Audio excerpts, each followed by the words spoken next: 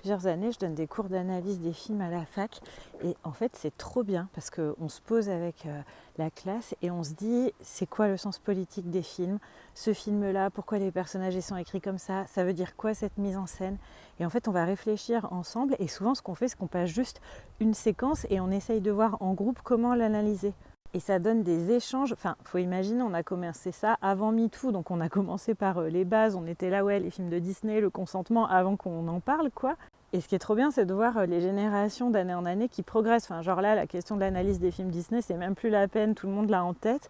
Et on passe à des choses de plus en plus fines. Enfin, genre, notamment des films qui vont avoir un parti pris féministe, ben, on les passe un peu à l'analyse en se disant, est-ce que c'est de surface ou est-ce que c'est de fond?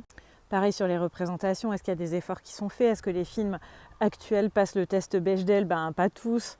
Et en fait, c'était tellement stimulant intellectuellement et tellement bien qu'à un moment, je me suis dit, bon, j'en ai un peu marre de faire ça pour 30 personnes dans une salle de classe. Et que après, j'en parlais à tout le monde autour de moi parce qu'à chaque fois, il y avait des trucs vachement intéressants qui sortaient. Et je me suis dit, bon, est-ce que je peux arriver à en faire des vidéos, quoi?